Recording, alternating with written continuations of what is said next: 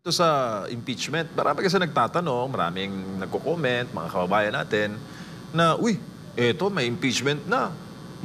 Matatanggal na si VP Sara Duterte. Ano po ba ang process doon, ma'am? Ano po ang paglilinaw po ninyo? Dahil maraming mga nagko-comment, marami ang gustong sumugod na, marami ang gustong magwala na dahil nga tanggal na raw, quote-unquote, sa pwesto si VP Inday.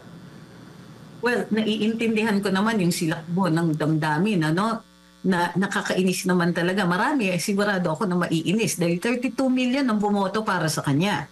So, yung 32 million na yan, I'm sure nagre-range yung emotion nila from mixed emotions to outright galit.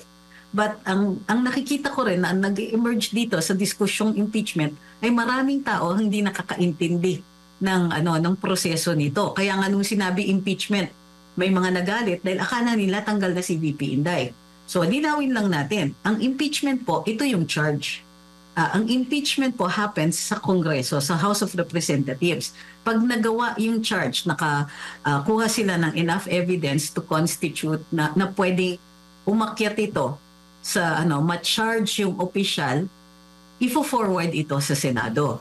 So, yung Senado, yan ang tinatawag, sa Pilipinas ang tawag natin impeachment trial.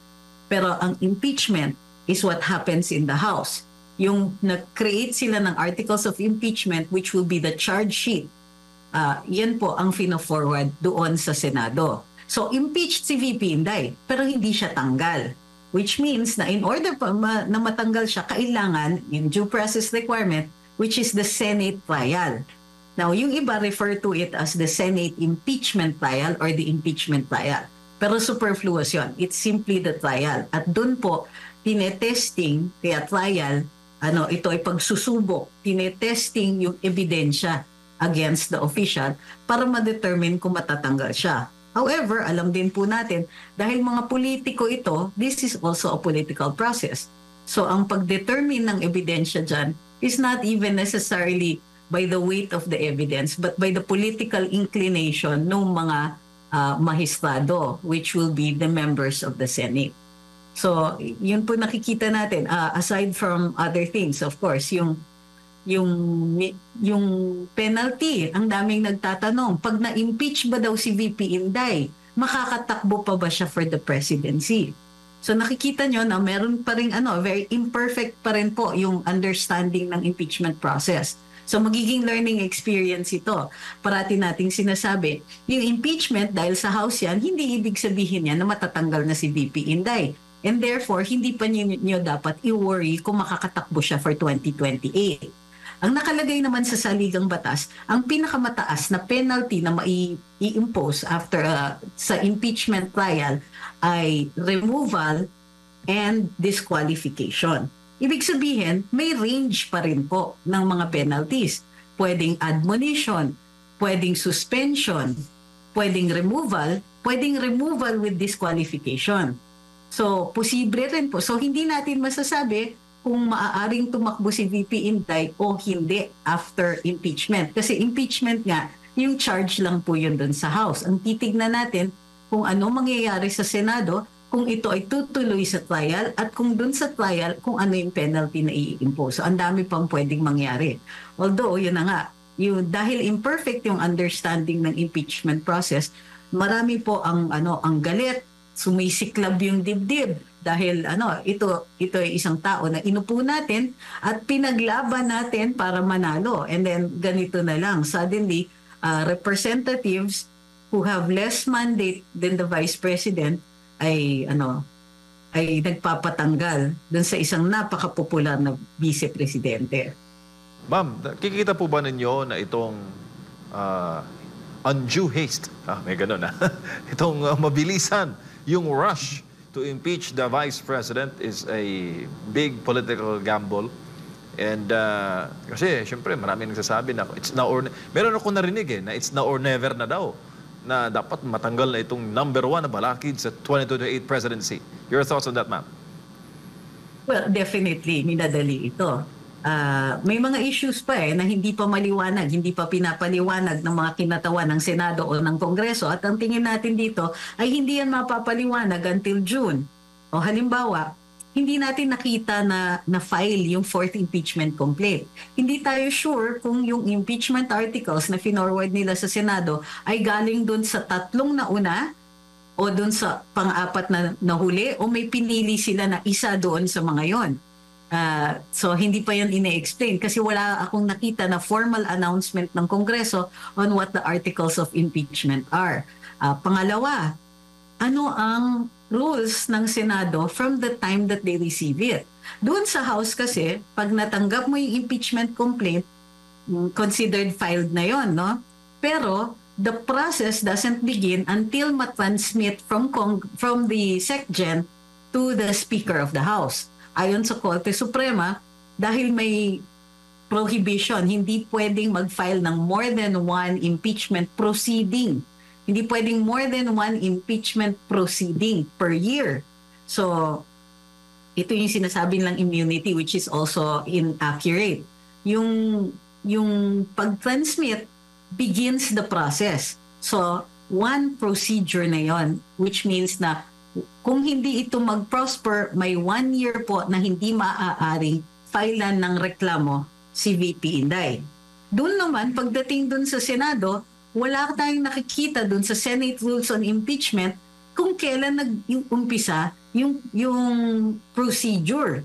Ang nakalagay lang doon is from the time they accept it, kailangan mag-constitute sila ng impeachment proceedings, magsaswear-in na sila ng mga mahistrado, nababasahan ng articles of impeachment yung nirereklamo dito. So hindi very precise, hindi natin nakikita kung ano yung official start ng impeachment proceedings. Plus, hindi natin nakikita ano yung epekto ng ng hindi i-discuss, hindi kinalendaryo, hindi ni-refer ng Senate President, hindi nilagay sa agenda, and so on. Wala tayong idea kung ano ang epekto nito on the trial itself. Wala tayong nakikita dun sa rules ng Senado kung nag-umpisa na ba ang procedure from the time natanggap o kailangan from the time the Senate President constitutes the prosecutors. Kasi yun yung makikita natin unang-una dun sa rules. Dun sa articles of impeachment, naka-indicate dun kung sino yung mga prosecutors, kailangan kilalanin yan ng Senado at i-authorize sila na mag-prosecute during the impeachment trial. Kaya lang, wala nga po tayong nakikita, wala tayong idea kung ano yung epekto rin ng intervening recess during this time. May ibang nagsasabi na may 30 days na umaksyon ang Senado on the impeachment complaint or on the articles of impeachment, pero hindi ko siya nakikita pa sa rules kung saan po nanggaling yung 30-day period na yun. So marami pang kailangan i-clarify ang Senado at yung refusal nila to clarify means na parang hindi tayo makahinga. Nakususpend lahat.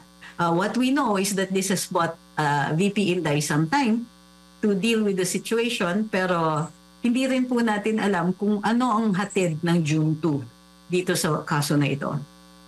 Attorney, si Admiral Prito, magandang gabi. So, hindi pa tayo nagkaroon ng impeachment na inihain sa previous Congress at tatalakayin sa bagong set ng mga nasa Congress? Oo, wala pang ganon. Kasi 19th Congress ito. So matatapos na yung 19th Congress, may possibility din po na ang Senado can toss it or endorse it to the 20th Congress. Hindi lang natin alam din kung ang 20th Congress ay tatanggapin yan at i-recognize. Kasi alam nyo, kahit yung mga bills na fina-file, pag hindi yan natapos in the previous Congress, pagpasok ng bagong Congress, ulit yan. So, isasama siya dun sa mga bills filed, pero para talakayin, para to take it out of the archives, either may bagong batas yan dapat o may bagong sponsor yung na-file na batas. Usually, kailangan mag-file ng panibagong panukalang batas, tapos yung lahat ng related bills ay isasama doon at natatalakayan at the committee hearing. So dito, hindi rin natin alam dahil nga walang precedent na tumawid ng dalawang kongreso, may leap in time at nagsusurvive ang isang reklamo for impeachment. Opo. I think it should be made possible kasi nga ang reckoning period is 1 year.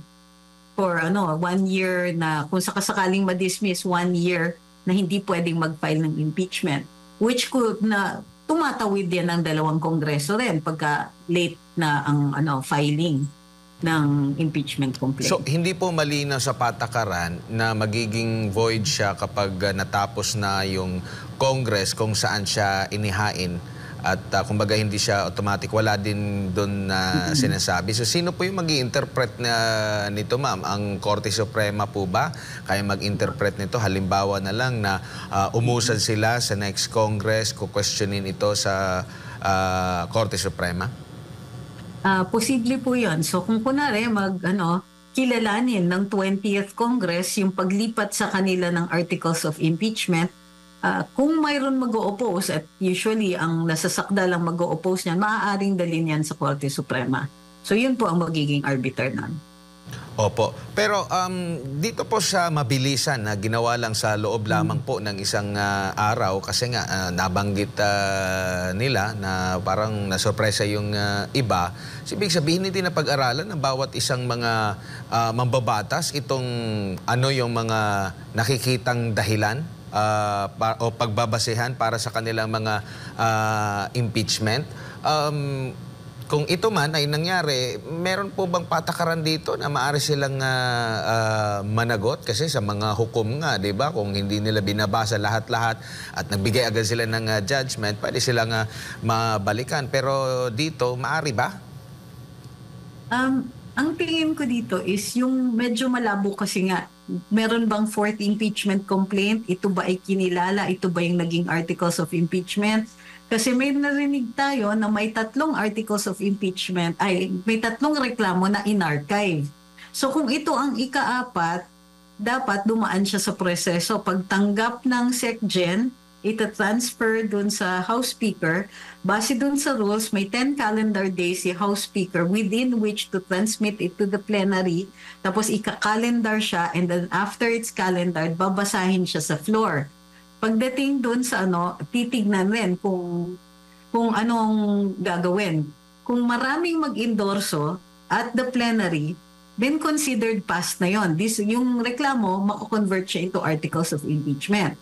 Kung kinulang, ifo-forward siya to the Committee on Justice, where sometimes namamatay na doon. Kasi ang Committee on Justice will study the complaint kung ito ay sufficient in form and substance. Pwede rin doon na ay kulang sa ebidensya, therefore insufficient in substance, or mali yung pagka-draft, kulang yung pagka-draft, therefore insufficient in form. So, but kung makasurvive siya ng scrutiny doon sa Department of Justice, sa Committee on Justice, babalik siya sa plenaryo at doon naman po pagbobotohan. So, itong shortcut, ito yung, recognized naman siya at nasa rules naman siya ng Kongreso. Ang hindi maliwanag is, formalized ba siya? Kasi alam natin na nag-caucus ang mga kongresista at hindi maliwanag kung ang caucus ay kinonvert nila into an actual plenary.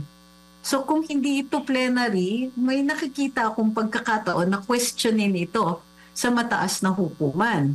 In which case, yung oras na binigay ng Senado na walang mangyayari up to June 2, may pagkakataon questionin doon.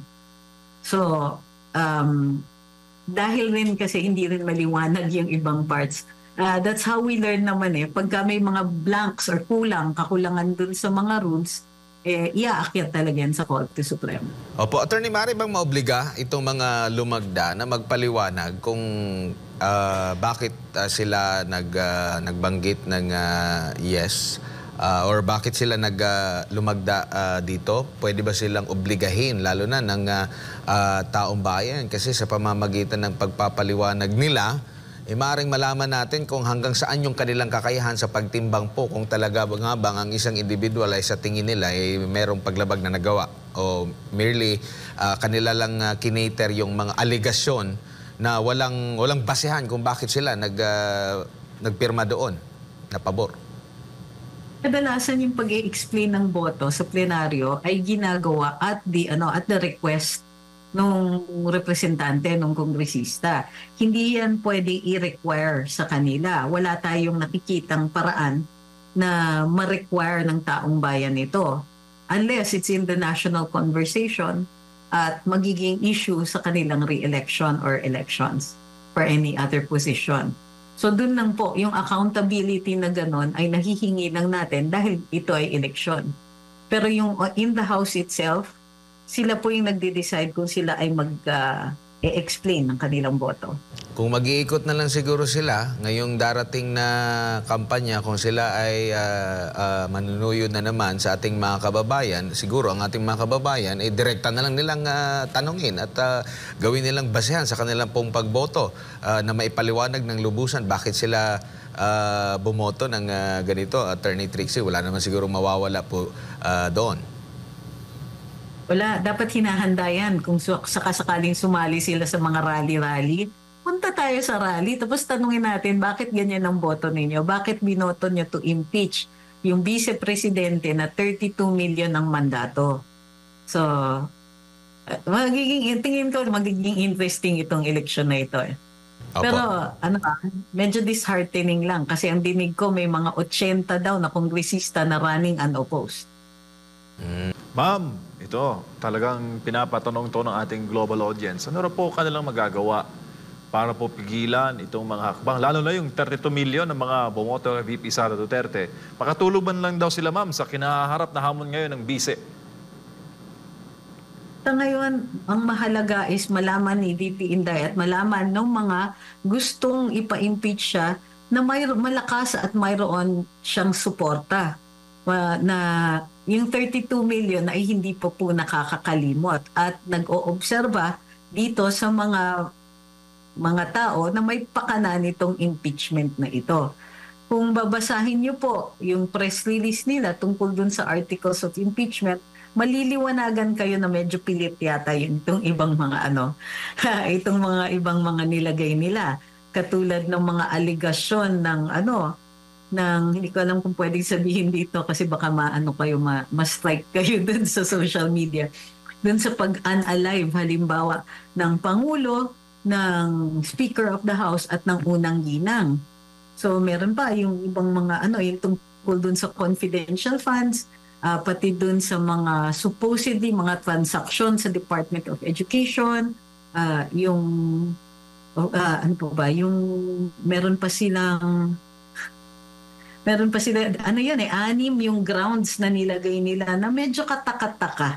Hindi lang, parang lang, na pilit yung ebidensya.